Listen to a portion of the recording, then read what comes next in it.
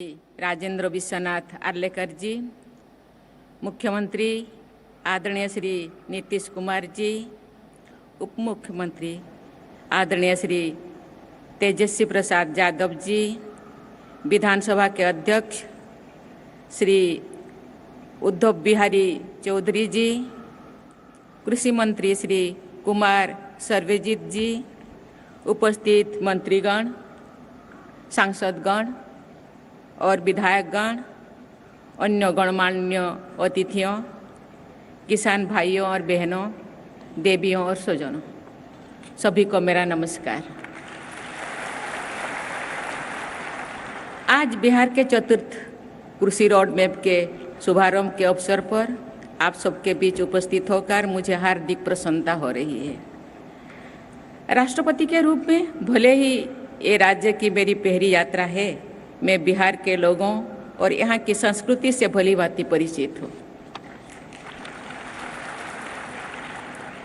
पड़ोसी राज्य झारखंड के राज्यपाल पद के दायित्व का करीब 6 वर्षों तक निर्वहन करते हुए मैंने बिहार की संस्कृति और जीवन शैली को करीब से जाना और महसूस भी किया।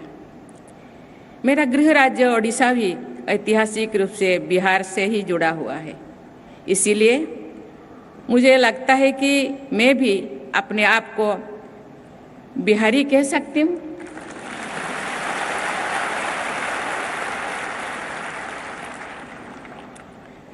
कृषि बिहार की लोक संस्कृति का एक अहम हिस्सा है। बोटोहिया, विदेशिया से लेकर कटनी और रोपनी गीतों तक की बिहार की लोक संस्कृति और साहित्य की यात्रा ने पूरी विश्व ने अपनी पहचान बनाई है। मैंने सूरीनाम की अपनी यात्रा के दौरान वहाँ पर पुरातन बिहार के झलक देखा। विशाल भौगोलिक दूरी और अलग अलग टाइम जोन में होते हुए भी बिहार से गए लोग ने जहाँ तक वहाँ और रहते हैं अपनी संस्कृति और परंपरा को संजोए रखा है, वही दूसरे ओर स्थानीयता में भी रोच बस गए हैं। देवियों और स्वजनों, बिहार की सभ्यता विश्व की प्राचीनतम सभ्यताओं में से एक है। हम सब जानते हैं कि मानव सभ्यता के विकास और कृषि के बीच घनिष्ठ संबंध रहा है। कृषि बिहार की अर्थव्यवस्था का आधार है। कृषि और संबंध क्षेत्रों में न केवल राज्य का लगभग आधा कार्यबल लगा हुआ है, बल्कि राज्य की जीडीपी में भी इसका अहम योगदान है। इस प्रदेश की उन्नति के लिए कृषि क्षेत्र का सर्वांगीण विकास अत्यंत आवश्यक है। ये प्रसन्नता की बात है कि बिहार सरकार वर्ष 2008 से ही कृषि रोड मैप का क्रियान्वयन कर रही है। मुझे ये जानकर खुशी हो रही है कि पिछले 3 कृषि रोड मैप के क्रियान्वयन के फलस्वरूप राज्य में धान, गेहूं और मक्का की उत्पादकता लगभग दुगनी हुई है। साथ ही बिहार मशरूम, शहद, मखाना और मछली उत्पादन में भी अग्रणी राज्यों में शामिल हो गई है। 4th कृषि रोड मैप का शुभारंभ इस प्रयास को और आगे बढ़ाने की दिशा में महत्वपूर्ण कदम है। मुझे ये बताया गया है कि इस कृषि रोड मैप के अंतर्गत आगामी 5 वर्षों में फसलों के विविधीकरण, बेहतर सिंचाई सुविधा, भूमि और जल संग्रहण, बीज उत्पादन में आत्मनिर्भरता, जलवायु अनुकूल कृषि, फसल अवशेष प्रबंधन, पशु स्वास्थ्य प्रबंधन, भंडारण की सुविधा का विकास जैसे विषयों पर बल दिया जाएगा। देवियों और स्वजनों, बिहार के किसान भाई बहन खेती में नए नए प्रयोगों को आजमाने और अपनाने के लिए जाने जाते हैं। यही वजह है कि नोबेल पुरस्कार से सम्मानित एक अर्थशास्त्री ने नालंदा के किसानों को ग्रेटर देन साइंटिस्ट कहा था। ये बहुत ही प्रसन्नता की बात है कि आधुनिक पद्धति को अपनाने हेतु यहाँ के किसानों ने कृषि एक परंपरागत तरीके को, अनाज की किस्मों को बचाए रखा है। ये आधुनिकता के साथ परंपरा के सामंजस्य का अच्छा उदाहरण है। शायद इसी कृषि संस्कृति को पहचान कर वर्ष 1905 में भारत का पहला कृषि अनुसंधान केंद्र बिहार के पूसा नामक जगह पर स्थापित किया गया है। आज जैविक उत्पादन की मांग देश विदेश में तेजी से बढ़ रही है। बिहार के किसान भाई बहनों को इसका लाभ उठाना चाहिए। जैविक खेती के एक और जहां कृषि की लागत को कम करने का पर्यावरण संरक्षण और सहायक है, वहीं दूसरी ओर ये किसानों की आय को बढ़ाने और लोगों को पोषण युक्त भोजन उपलब्ध कराने में भी सक्षम है। मुझे खुशी है कि बिहार सरकार ने जैविक खेती के लिए गंगा किनारे के जिले में जैविक कॉरिडोर बनाया है। जैविक कृषि और पर्यावरण संरक्षण में खेती और पशुपालन के बीच एक दूसरे को लाभान्वित करने का पारंपरिक संबंध बहुत लाभकारी है। खेती के अवशिष्ट यानी वेस्ट और खरपतवार पशुओं के लिए उत्तम चारा होता है। पशुओं का गोबर भी जैविक खाद के काम करता है। बिहार में अधिकांश किसान सीमांत किसान हैं। उनके लिए आधुनिक यंत्रों का उपयोग आर्थिक दृष्टि से व्यवहारिक नहीं होता है। अतः कृषि और पशुपालन का एक दूसरे के पूरक के रूप में प्रयोग किसानों को आर्थिक रूप से सबल बनाने की दिशा में महत्वपूर्ण है। ग्लोबल वार्मिंग और जलवायु परिवर्तन एक वैश्विक समस्या है।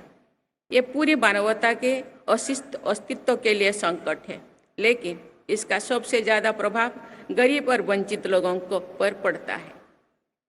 मुझे बताया गया है कि हाल के वर्षों में बिहार में बहुत कम बारिश हुई है।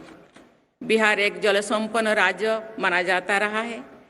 नदियाँ और तालाब इस राज्य की पहचान रही है।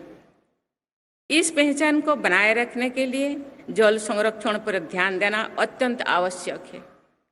मेरी राय है कि जलवायु परिवर्तन की चुनौती से निपटने में क्लाइमेट रेजिलिएंट एग्रीकल्चर महत्वपूर्ण भूमिका निभा सकता है। वर्तमान कृषि पैटर्न में बदलाव लाकर बायोडाइवर्सिटी को बढ़ावा दिया जा सकता है। जल स्रोतों का दोहन कम किया जा सकता है। मिट्टी की उर्वरता का संरक्षण किया जा सकता है और सबसे बढ़कर लोगों की थाली में संतुलित भोजन पहुंचाया जा सकता है। मुझे ये जानकर प्रसन्नता हो रही है कि बिहार की एक प्रमुख फसल मक्के से इथेनॉल का उत्पादन किया जा रहा है। फसिल फ्यूल पर निर्भरता को कम करने, पर्यावरण संरक्षण और देश की ऊर्जा सुरक्षा की दिशा में ये एक महत्वपूर्ण कदम है। सब्जियों और फलों का उत्पादन भी आर्थिक और पर्यावरण की दृष्टि से लाभदायक हो सकता है। बिहार अनानास, आम, केला, अमरूद और लीची का प्रमुख उत्पादन राज्य है। यहाँ पर गोभी, बैंगन, आलू, प्याज जैसी सब्जियां भी प्रचुर मात्रा में उगाई जाती है। बिहार के मखाना, कतरनी चावल, मोरचा धान, जर्दालू आम, सही लीची और मोघी पान को जीआई टैग मिला हुआ है। लेकिन सब्जियों और फलों के बड़े पैमाने पर उत्पादन में भंडारण, परिवहन और बाजार जैसी समस्याओं सामने आती है। उचित भंडारण, सस्ती और विश्वसनीय परिवहन व्यवस्था और व्यापक बाजार उपलब्ध कराकर फलों और सब्जियों के उत्पादन को प्रोत्साहित किया जा सकता है। मुझे खुशी है कि चतुर्थ कृषि रोड मैप के प्रोसेसिंग यूनिट्स बनाने, मेगा फूड पार्क स्थापित करने और एक्सपोर्ट इंफ्रास्ट्रक्चर विकसित करने जैसे प्रावधान है। देवी और स्वजनों, बिहार भगवान बुद्ध और अशोक की धरती है। उन्होंने संपूर्ण मानवता को शांति और सद्भाव का पाठ पढ़ाया है। आप इस पावन धरती के वासी हैं, इसीलिए आपसे ये अपेक्षा की जाती है कि आप एक ऐसी समाज का आदर्श प्रस्तुत करें जिसमें देश और कलह की कोई गुंजाइश नहीं होना चाहिए। विकसित भारत के सपने को पूरा करने में इस प्रदेश का योगदान अत्यंत महत्वपूर्ण है, लेकिन इस सपने को सच्चाई से बदलने के लिए हमें मानव निर्मित संकीर्णताओं से बाहर निकालना होगा। बिहार को एक विकसित राज्य बनाने के लिए समेकित विकास के अलावा कोई विकल्प नहीं है। राज्य के नीति निर्माताओं और जनता को बिहार की प्रगति के लिए एक रोड मैप निर्धारित करना होगा और उस पर चलना होगा। ये बहुत ही प्रसन्नता की बात है कि कृषि रोड मैप का क्रियान्वयन किया जा रहा है। मुझे और अधिक खुशी होगी जो बिहार विकास के हर मानक पर रोड मैप बनाकर लगातार प्रगति के पथ पर बढ़ता दिखाई दे, क्योंकि ये भी मेरा राज्य है। मैं अपना राज्य मानती हूँ बिहार को। माननीय मुख्यमंत्री ने मुझे बार बार आने के लिए कहते हैं, मैं जरूर आऊँगी, क्योंकि ये भी मेरा राज्य है। कभी मेरे पूर्वजों में यहाँ रहा करते थे, अभी मेरा भाई बहन उनके उत्तर पीढ़ी है, तो ये भी मेरा राज्य अपने मानती हूँ। इसीलिए मुझे जरूर आना है, मैं आऊँगी बीच बीच में, क्योंकि मैं भी किसान की बेटी हूँ। यहाँ कैसे जैविक खेती किया जाता है, कैसे भंडारण, कैसे प्रावधान रोड मैप द्वारा क्या हो रहा है, मुझे भी जानकारी लेना है। मुझे तो प्रेसिडेंट के पास जाना है, गांव को खेती करना है।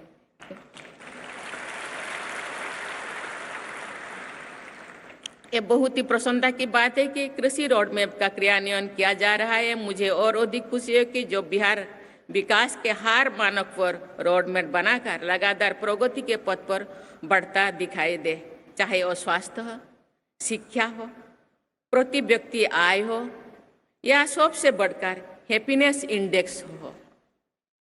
अतः मैं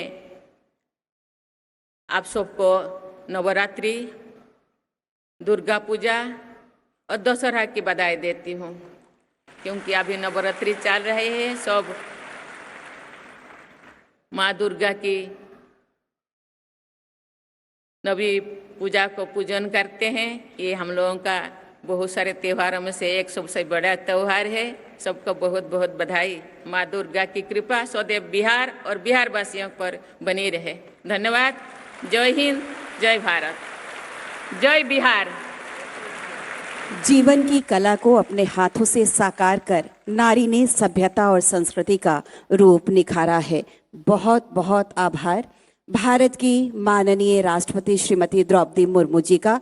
और हम सब खड़े हो जाएं राष्ट्रगान के लिए।